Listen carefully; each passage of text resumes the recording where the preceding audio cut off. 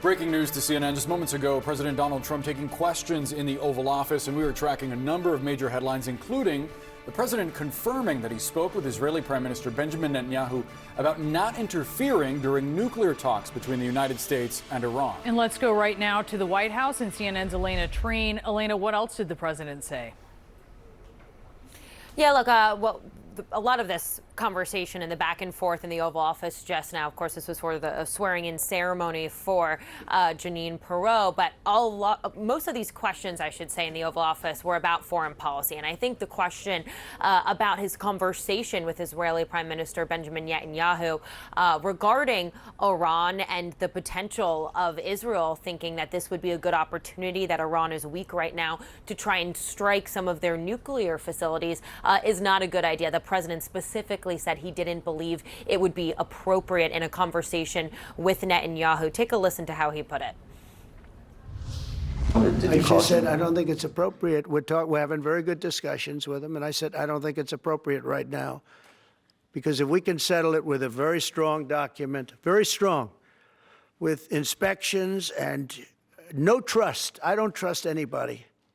I don't trust anybody. So no trust. I want it very strong, where we can go in with inspectors, we can take whatever we want, we can blow up whatever we want, but nobody getting killed. We can blow up a lab, but nobody's going to be in the lab, as opposed to everybody being in the lab and blowing it up, right? Two ways of doing it. Yeah, I told him this would be inappropriate to do right now because we're very close to a solution. Now, that could change at any moment. So a few things to note here, Boris and Brianna. One, of course, is these are actually some of the most extensive comments we've heard from the president regarding what a potential deal with Iran about a nuclear program could be. Now, we do have some reporting that in the coming days there could be some broad agreement, of course, between the United States and Iran about what this would look like. The president's envoy, Steve Witkoff, his envoy for the Middle East, has been meeting repeatedly now with representatives from Iran to try and work out some sort of agreement to prevent Iran from creating any sort of nuclear weapon, something, of course, the president has said he very much intends to work out an agreement to avoid. And so here you heard the president talking about inspections and whatnot, but he did confirm again that he did speak via the phone with Benjamin Netanyahu to tell him now is not the time to try and take the opportunity and strike these facilities. He's been very clear that he wants these negotiations to end in a deal, and essentially said that his conversation with Israel has been, do not get in the way of that. And Elena, what did President Trump say about reporting indicating that he's growing frustrated with Vladimir Putin and Russia's war in Ukraine and the lack of progress in peace talks? Yeah, so one of the reporters in the room asked the president directly, do you think Vladimir Putin is serious about actually wanting a peace deal? Because it's something now, this has really been the key question, is whether or not President Donald Trump himself believes that Putin actually wants peace. And his answer here was different than one that he's given in the past. The president essentially said, we'll know in 2 weeks. Not exactly clear what timeline he was referring to there, but he said, we'll know in 2 weeks if Vladimir Putin is tapping us along. And he said, if it turns out that he is, stringing the United States along in some of these negotiations, then Trump said, quote, we'll respond very differently. And this really has come at a moment when we've seen the president visibly grown far more frustrated and impatient with how Russia has been acting. Of course, we've seen the president now in recent days criticize Vladimir Putin and Russia for some of the attacks, some of the worst attacks, really, we've seen them launch on Ukraine since the onset of this war. But really the president's rhetoric changing toward Putin as well. Over the weekend, we saw President Donald Trump argue Putin is going crazy. He's also argued that if he doesn't make some sort of a deal, ultimately that, the United States could be really bad news, in the president's word, for Moscow. And so it's a very notable moment and potentially a turning point in how we're seeing the United States really treat Russia at this point in time. But clearly what the president is saying is that he's still giving Putin some time here to make some sort of progress on a potential ceasefire. All of this coming as well as we know that Trump is now more seriously than ever considering putting sanctions on Russia to really increase the pressure on them to come to the table and ultimately agree to some sort of peace deal. Boris, Brianna. It's already been several weeks that we've been waiting to see that communication of peace, that document from the Kremlin, and it has yet to come. Elena Treen from the White House Thank you so much. Joining us now is CNN Global Affairs analyst Kimberly Dozier.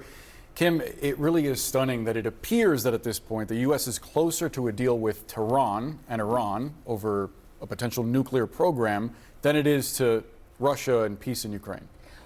Let's put it this way. Trump thinks they're closer to a deal with Iran, but the latest comments from Iran are that there is no deal unless they are allowed to continue uranium enrichment for civilian purposes.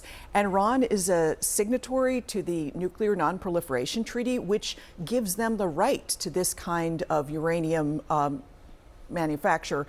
Therefore, they're at an impasse because the Trump administration has said no uranium enrichment whatsoever. Somehow that never comes out in a White House press conference. It's as if the atmospherics are good, Trump's happy with it, but the devil really is in the details in these things, and it's not done yet. When he said, I want it very strong, meaning the deal where we can go in with inspectors, we can take whatever we want, we can blow up whatever we want, but nobody getting killed. We can blow up a lab, but nobody's going to be in the lab, as opposed to everybody being in the lab and blowing it up. What did you make of that?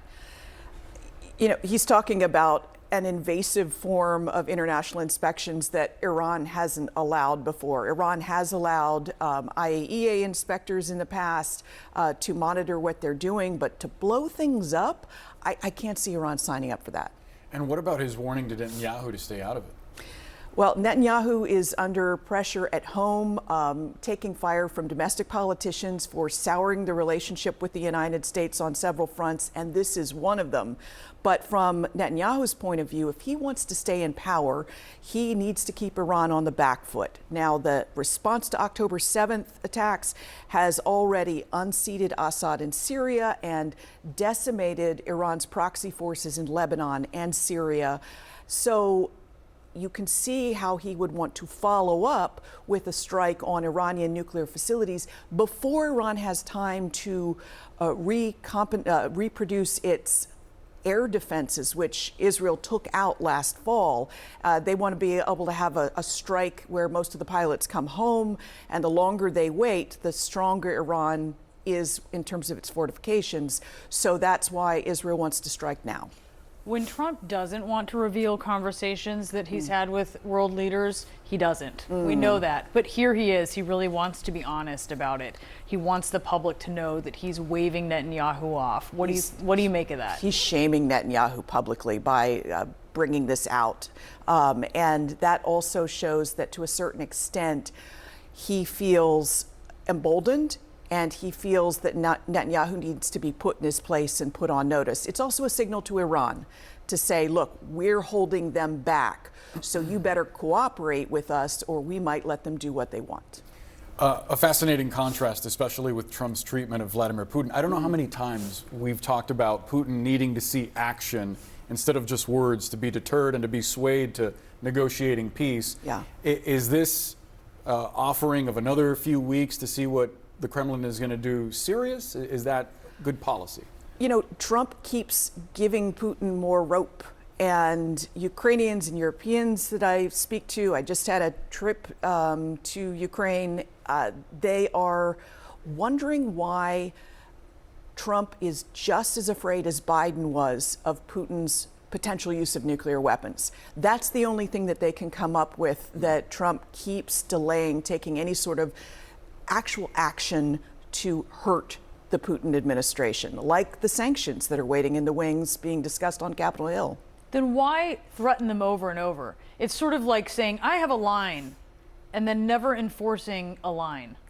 Yeah, and I've heard from European officials that according to their intelligence, advisors around Putin have derided Donald Trump, called him all talk and no action, and advised Putin that he can just keep playing this out. Meanwhile, Russian forces are building up on the ground right near a Ukrainian area called Sumy.